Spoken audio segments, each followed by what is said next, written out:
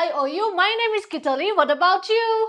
Hello, bachcho. Good evening. How are you all doing? I hope you're all keeping well. I hope you're all happy and healthy as well. Welcome to another mind-blowing class of Board Boosters by Kitoli Man. And today we are going to cover Dust or Snow from class 10 poetry section. ठीक है? तो आज के lecture में हम cover करने वाले हैं about the author, poem explanation करेंगे, लिटरेरी डिवाइस जो भी यूज हुआ है उसके बारे में डिस्कस करेंगे, क्वेश्चन एंड आंसर जो आपकी टेक्स्ट बुक में है उसको कवर करेंगे, साथ ही साथ में knowledge knockout that is extra questions जो भी मुझे लगता है कि आपके एग्जाम्स में शायद ये क्वेश्चन आ सकता है वो मैंने क्विज फॉर्म में लाया हुआ है, वो भी डिस्कस करेंगे and finally summary and that's what we are going to learn in today's class.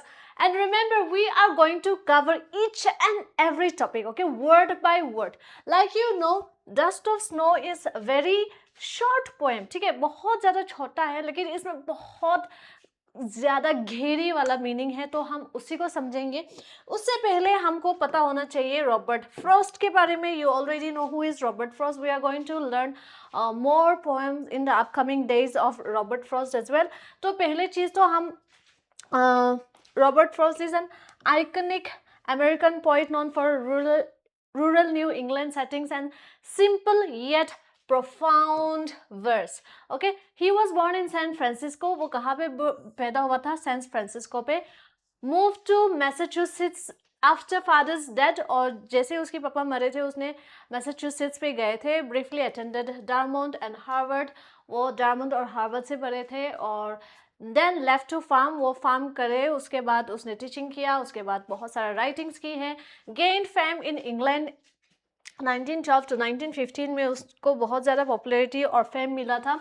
Then became America's most beloved poet. उसको बहुत ज़्यादा पसंद करते थे अमेरिकन्स और वो बहुत ज़्यादा beloved बने. one of the America's most loved poet and won 4 Pulitzer prizes or recited JFK's inauguration 1961. The Dust of Snow appears in his Pulitzer winning collection New Hemisphere. जो उसकी बुक है वहाँ से हमको ये Dust of Snow वहाँ से ही है. Famous for accessible style hiding deep themes of nature, choice and human emotions. तो उसका ज़्यादातर जो उसका लिखा होते हैं, उसका जो पोएम होते हैं वो बहुत ज़्यादा नेचर के बारे में, चॉइसेस के बारे में, ह्यूमन इमोशंस के बारे में होता है. ठीक है, तो चलते हैं आज के पोएम की तरफ. And that is the dust of snow. Dust मतलब क्या होता है? जो पार्टिकल्स होते हैं ना उसी को हम डस्ट ऑफ स्नो बोलते हैं. तो जब भी हमको स्नो दिखता है तो obviously it's pile of snow which we use to see. It's a thick frost या थिक स्नो होता है, लेकिन अगर हम उसको देखें ना तो it's like a sand. Okay, तो उसमें थोड़ा सा ऐसे पार्टिकल्स होते हैं स्नो का और वही जमा होके what it becomes thick snow, right. लेकिन यहाँ पे dust of snow means particles of snow. तो the way a crow shook down on me the dust of snow from a hemlock tree. तो यहाँ पे हमको क्या समझने को मिल रहा है? यहाँ पे देखो, the way a crow मतलब क्या है? वो चिड़िया है, जो काला चिड़िया होते हैं ना, crow. Yes, the same bird which is coming on your mind right now. वो बहुत ज़्यादा हम उसको नेगेटिव वे में लेते हैं ज़्यादातर, क्योंकि जैसे अगर क्रिश्चियन में देखा जाए ना, when people die we always wear a black dress. ठीक है, and when someone is marrying what happens? We usually wear white dress. तो इसका मतलब क्या है? जब भी end होता है, when there is something dead, that is like sad gloomy period में हम काला पहनते हैं. It symbolize sadness, right? और जब नया शुरुआत होने वाली हो, कुछ अच्छा होने वाले हो, है ना, सो यही चीज़ यहाँ पे तो वहाँ पे हम वाइट पहनते हैं. So same compare as crow as अपशगुन, जैसे कुछ भी गलत हो रहा हो. And snow is basically something new beginning. ठीक है, something positive. So crow represent negativity. ठीक है, एंड स्नो रिप्रेजेंट पॉजिटिविटी. ठीक है, तो यहाँ पे क्या बोलना चाह रही है? So this Robert Frost, a man is walking by the road, और उसको क्या दिखे थे? वहाँ पे उसको हेमलॉक ट्री दिखे थे. और वो उस ठीक जैसे ही उसने हेमलॉक ट्री के पास से गुजरने वाले थे उस टाइम पे क्या हुआ था? उसी सेम हेमलॉक ट्री के ऊपर एक चिड़िया था जो था हमारा क्रो. और क्रो ने क्या किया, उसने थोड़ा सा हिला, तो since it was a winter time और वहाँ पे बहुत ज़्यादा स्नो हो रहे थे, तो जैसे उसने थोड़ा सा हिला तो जो डस्ट स्नो पार्टिकल्स वहाँ पे पेड़ पे था, वो गिर के कहाँ गिरा, रॉबर्ट फ्रॉस्ट के शोल्डर पे, ठीक है। सो जैसे ही क्रो ने शुक डाउन ऑन मी, जैसे मतलब शुक डाउन मतलब shook means past tense of shake, okay, shake मतलब हिलाना, राइट। तो उसके हिलने की वजह से जो 10 पार्टिकल्स गिरे थे, मतलब 10 पार्टिकल्स स्नो पार्टिकल्स जो गिरे थे, वो कहाँ से गिरे थे, हेमलॉक ट्री से, और किसके ऊपर, रॉबर्ट फ्रॉस्ट के ऊपर।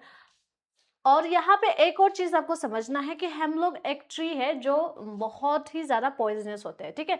दो it has a white flower in it, लेकिन हेमलॉक अच्छी चीज़ के लिए यहाँ पे यूज़ नहीं किया गया है, though is a beautiful tree, no doubt. लेकिन यहाँ पे हमारा पॉइंट ने क्यों यूज़ किया होगा, आप समझ सकते हो, है ना। You have to think, just pause yourself and think once. यहाँ पे दूसरे बर्ड को भी यूज़ किया जा सकता था, पिकॉक को यूज़ किया जा सकता था, या फिर पिजन्स को, या फिर पैरट को, कुछ भी यूज़ कर सकते थे, लेकिन उसने चूज़ किया था क्रो।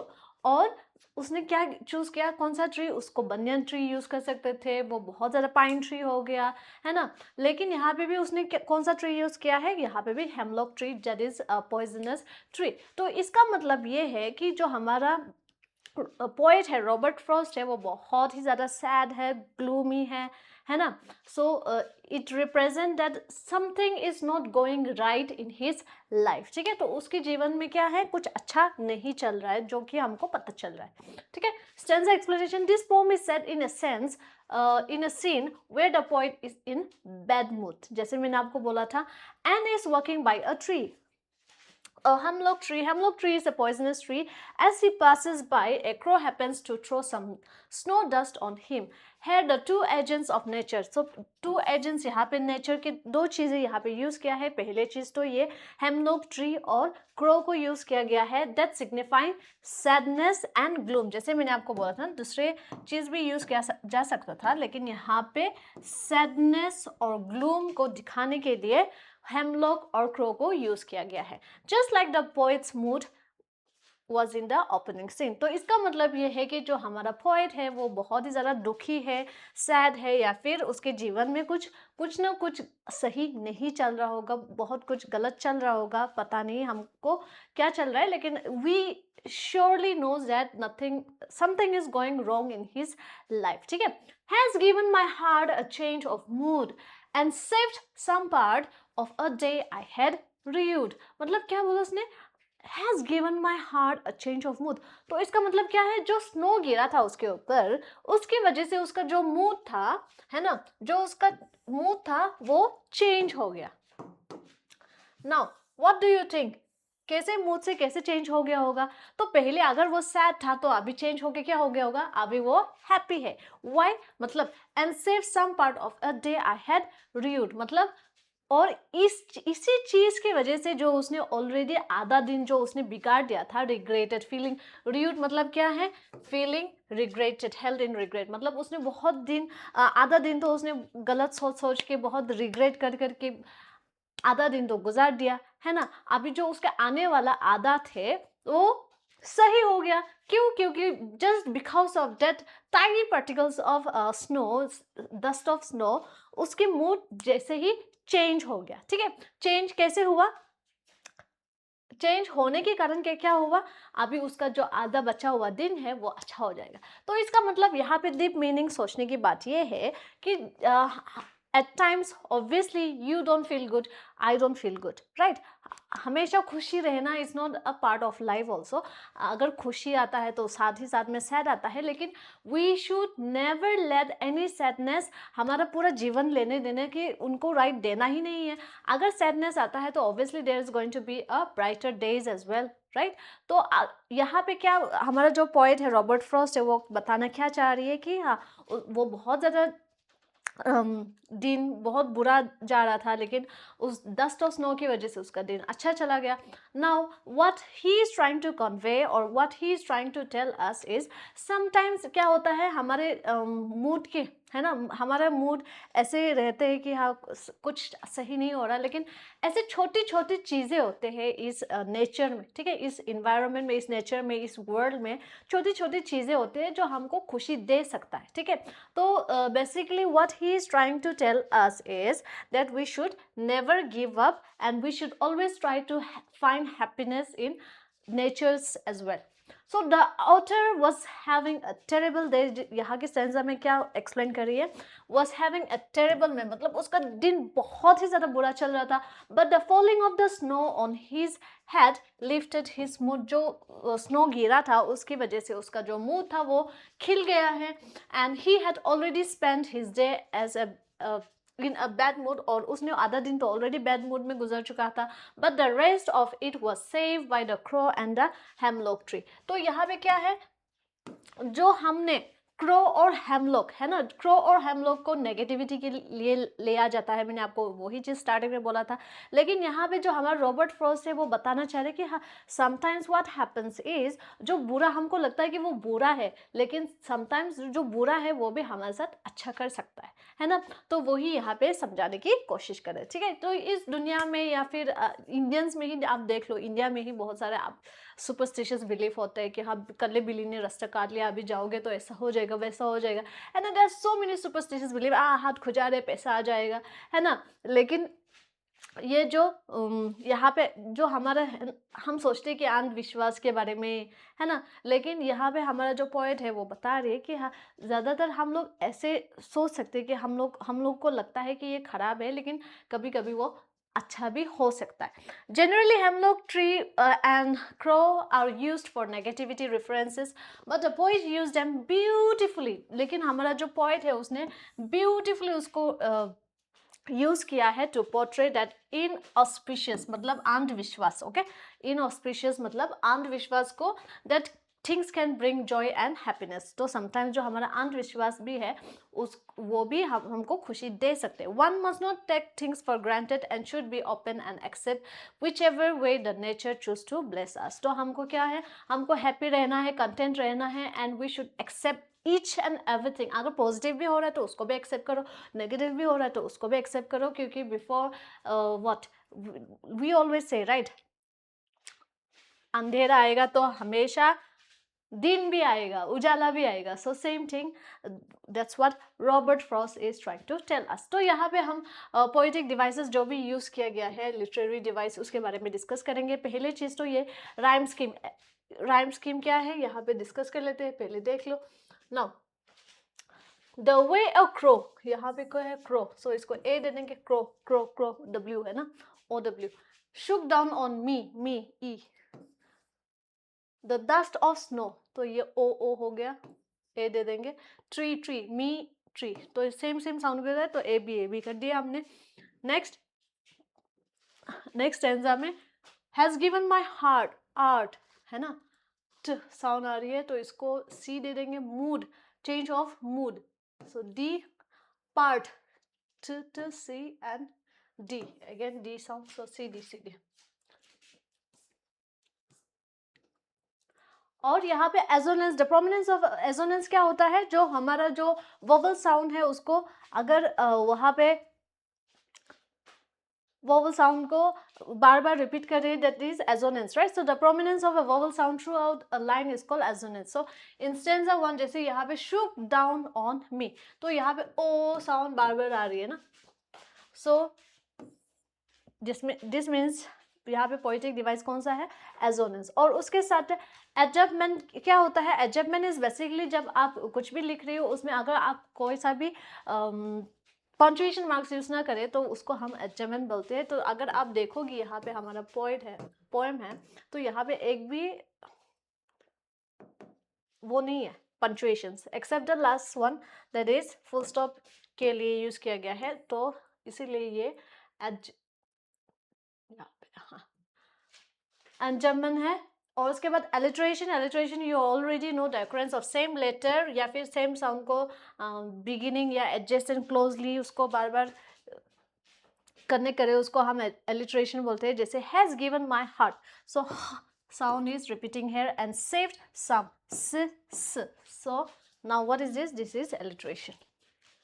नेक्स्ट आता है सिंबोलिज्म. सिंबोलिज्म इज बेसिकली जो सिंबल यूज किया जाता है दूसरी चीज को रिफर करने के लिए. जैसे यहाँ पे क्रो और हेमलॉक ट्री को क्या नेगेटिविटी के लिए यूज किया गया है ना. तो क्रो और hemlock it's not, it's actually what we are not talking about crow on और hemlock.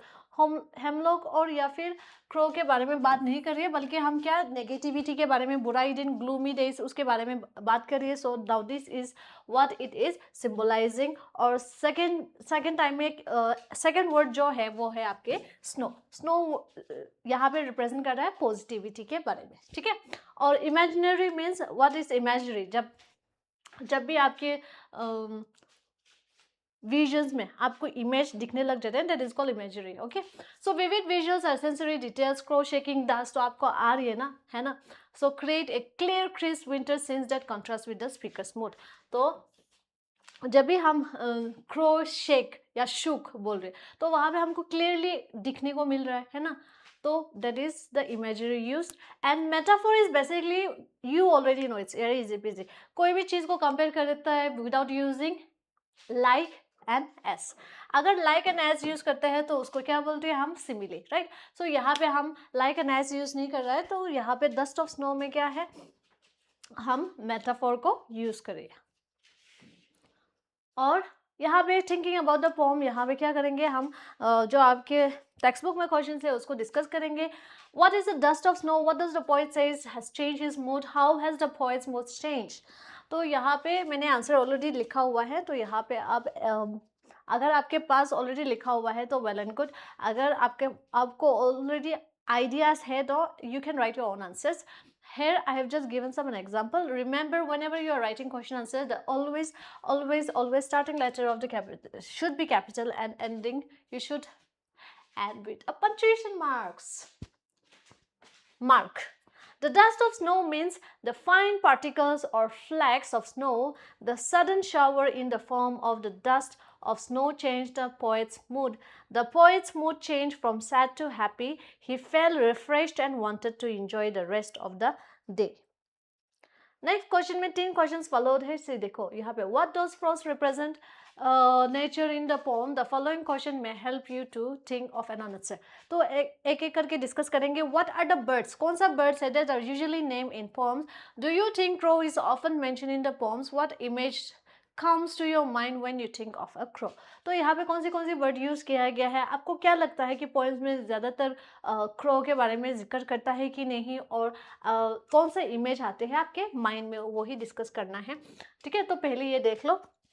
Robert Frost represent nature is in a very different manner in a poem. Generally poets take the birds and trees which are known for their beauty. तो जो भी poets होते हैं वो beauty, जो भी beauty related होते हैं उसके लिए यूज किया जाता है. Good qualities like peacock, parrots, cuckoo, myna, and trees full of beautiful flowers and fruits, etc. But here Frost has taken a totally different approach. He chose a crow, which is not often used in poems. Crow is black in color and very harsh voice and is believed to be a symbol of bad omen. Thinking of a crow brings very depressing and sorrowful pictures to our mind. है ना. तो हम basically क्या है, crow basically negativity के लिए ही use किया जाता है, क्योंकि ना उसके पास अच्छा शक्ल है, मतलब black. All natures are good, okay. लेकिन यहाँ पे हम पोए के हिसाब से बात कर रहे हैं ना. ना उसके पास अच्छा पंख है, अच्छे कलरफुल, ना कलरफुल है, बस प्योर ब्लैक है, और उसकी आवाज़ भी बहुत गंदा है, right, as compare to others. Again, what is hemlock tree? What does the poet write about more beautiful trees such as a maple? Why doesn't the poet write more about beautiful trees such as maple or an oak or a pine? तो यहाँ पे भी a hemlock tree is poisonous plant which with white flowers, the poet Robert Frost didn't choose to use an oak, maple, or pine tree. Instead, he chose the hemlock tree to and left all the beautiful trees present in the world. Actually, he did so to represent his mood and feelings. तो यहाँ पे भी उसने oak tree को छोड़ दिया, maple, pine ये सब छोड़ के उसने क्या choose किया था? Hemlock tree that is very poisonous. तो यहाँ पे भी क्या करने की कोशिश कर रही कि ये भी एक उसका जो मूड है, उसका जो मूड खराब चल रहा है उसको रिप्रेजेंट करने के लिए ही जो हमारा पोइट है उसने ये यूज किया है. ठीक है. Lastly, why what do the crow and hemlock represent? Joy और सैरो. ठीक है. ये क्या रिप्रेजेंट करता है? ये खुशी के बारे में है या फिर दुखी के बारे में है? What does the dust of snow that the crow shakes of a hemlock tree stand for? तो यहाँ पे भी the crow and hemlock tree represent sorrow and depression. ये एक सोरो और डिप्रेशन सिचुएशन के बारे में डिस्क्राइब कर रहे हैं. Fail by the poet in his materialistic world. Materialistic world जो हमारी दुनिया है अभी बहुत ज़्यादा मेटेरियलिस्टिक है. The dust of snow is a symbol of nature. जो हमारा डस्ट है वो सिंबल है एक नेचुरल जॉय और एनर्जी के बारे में. The dust of snow that the crow shakes off a hemlock tree means passing through the sad and depressing moments. The poet is entering into the time full of joy and optimism. Optimism मतलब आने वाला अच्छा होगा, है ना? So last question, have there been times when you feel depressed or hopeless? Have you experienced a similar moment that changed your mood that day? So basically सबके जीवन में ये होता ही है. ऑब्वियसली मेरा लाइफ में भी बहुत बार हुआ है ना? तो मैंने मेरे यहाँ पे खुद के एक्सपीरियंस भी मतलब बहुत बार हुआ है, लेकिन एक बार के एक्सपीरियंस मैंने यहाँ पे लिखा हुआ है, आप खुद का लिख सकते हो, है ना?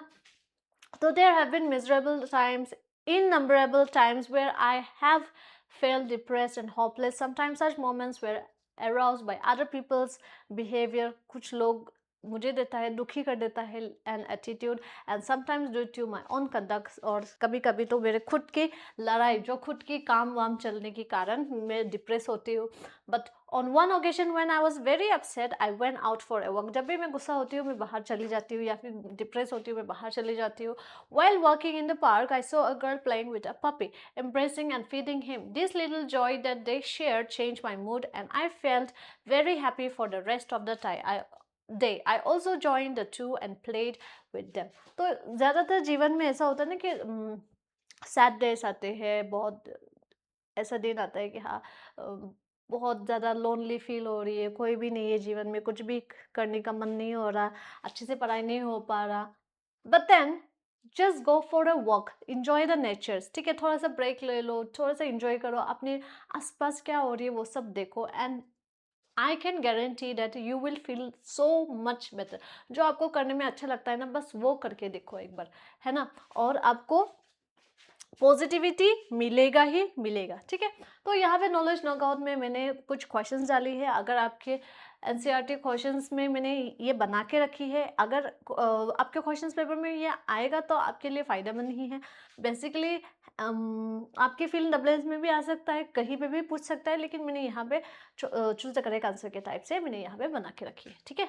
What is dust of snow? A handful of soil, light snowfall shaken off from the tree, a storm of snowflakes, a thick blanket of snow. So it is a light snowfall shaken off from the tree. What effect does the dust of snow have on a speaker? It makes him feel colder and more miserable. It changes his mood for the better. It reminds him of a past mistake. It causes him to leave the area quickly. तो उसका जो mood खराब था वो अच्छा हो गया. So option B, it changes his mood for the better. What is the central theme of the poem, The Dust of Snow? जो उसका theme है वो क्या है? The dangers of winter weather. How a small moment in nature can uplift one's spirit, the symbolism of crow as bad omens, and the beauty of large snowfall. So ये क्या क्या represent करता है कि हाँ, कुछ छोटी छोटी चीज़ें होती हैं जो भी वो भी हमको खुशियाँ दे सकता है ना? So what was the speaker's mood before the incident with the snow? Before, जब स्नो गिरने से पहले आपको क्या लगता है उसका जो मूड था वो कैसा था? Joyful and content, regretful and gloomy, angry and frustrated, excited and hopeful. तो वो बहुत ज़्यादा regretful था, rude हमने पढ़ा था ना, and then बहुत ज़्यादा gloomy था. And that's the end of the quiz. Here comes the summary. Dust of Snow is a beautiful short poem written by किसने लिखा है जल्दी जल्दी कमेंट सेक्शन में मुझे बता दो. Who has written dust of snow? Comment section में मुझे आंसर चाहिए. Robert Frost, this poem tells that even a simple moment has a large significance. The poet has mentioned crow and hemlock tree in this poem. Crow signifies his depressive and sorrowful mood, and hemlock tree is a poisonous tree. Both this signifies that the poet was not in a good mood, and so he described the dark, depressive and bitter side of nature to represent his similar mood. So that's the end of the snow of dust. अगर आपको अच्छा लगा हो तो like subscribe कर लो, और अगर आपको ये वाला नोट्स चाहिए तो लिंक में दिए हुए लिंक पे आप क्लिक करना.